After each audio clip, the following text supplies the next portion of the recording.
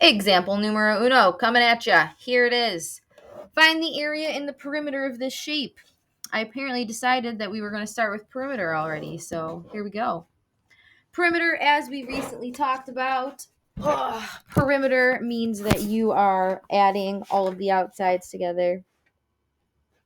So I'm going to take that 3.5 plus the 16.8 plus the 9.3 and the 7.2 and the 12.8, adding all those fun things together, and that's it. Am I good to go?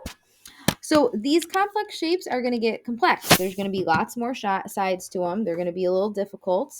So a nice thing, or a nice kind of trick or thing you can do is just making sure that when you're adding all those sides together, you're actually getting all the sides.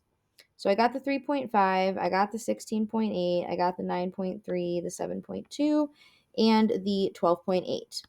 But notice, do I actually have the entire outside of my figure highlighted? I don't. I'm missing this entire side here. And I can't find my perimeter until I figure out what that is. So we got to do a little investigating. I don't know what this shape is, but I do know that the sides that are parallel to this one are right here. Oh, and I do know that from here to here, that's 16.8, which means, because of what I know about rectangles, that from here to here is also 16.8. But unfortunately, that doesn't get me my entire side length there. That only gets me that little portion there. But, lucky for us, we have this other parallel side over here, this 7.2, which means that from here, right where we left off, down to the bottom, is also 7.2. Which means that if I add those two together, the 16.8 and the 7.2, which I'm going to get out my handy dandy calculator to do because it's late and my brain hurts and I'm tired, which gives us a side length of 24. So now I can add that 24 into my perimeter, do all that fun math in your calculator. Hopefully you're actually doing this and not just letting me do all the legwork for you. And I'm pretty sure you end up with 73.6. We don't have any units of measurement, so we're just going to put units. Boom. Up next, don't forget, they were asking us for two things. Up next, area. All right, so area, up in purple here, we said that we were going to use multiple formulas. We're going to break that complex figure up into smaller shapes and then add the parts when we're done. So you've got really two different options here as to where you want to break this shape up into.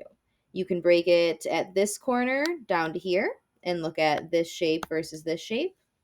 Or if your brain worked the other way and you saw breaking it up here, that's fine too. Since that's the one I just drew now and I don't want to erase it, that's the one I'm going to do. You should still get the same answer if you do it the other way. So now, organization is going to be key here. So I'm going to label this one A and I'm going to label this one B so I can keep those organized. Both of those shapes are rectangles. So if I'm finding the area of a rectangle is going to be area equals base times height. Coming from that formula that I'm looking up if I don't know it. Because that's what we do when we don't know things. We look it up. Okay, so first and foremost, we're going to find area of rectangle A. So area of A. Area equals base times height. I've already got my formula up there, so I'm not going to rewrite it. So now looking at rectangle A, I'm going to highlight that in so I can see it better. So the base of that rectangle would be right there. I don't know what that is exactly. It's not 12.8 because 12.8 is this entire thing and I just want that part. Oh, but hey, this one's parallel and I know that that is 3.5, which makes this 3.5. So my base is 3.5. Okay, up next, just going to erase some of my highlights. We need the height of that. So that height would be from here to here, or here to here, which we figured out was the 16.8.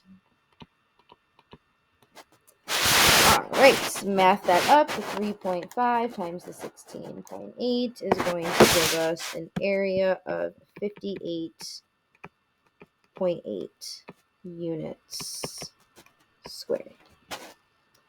Okay, up next, we need to find the area of rectangle B. Still using that same base times height formula, or length times width, because we're still talking about a rectangle. A different rectangle, but still a rectangle. So looking at rectangle B here, my base is that 12.8 that we have already established. I don't know, it doesn't matter that I put that one there. Don't know why I did, but that's what we're going with. And then the height of that rectangle would be that 7.2. So 12.8 times the 7.2 for my area of 92.16, again, units squared. But remember, do not forget that last step, because technically we aren't done. Technically, to find the total area, we've got to add our areas together. Do make sure you're labeling your total area, because there's A's all over the place here, and I need to know which answer is your final answer. So a total area of 150.96 units squared. Boom sauce.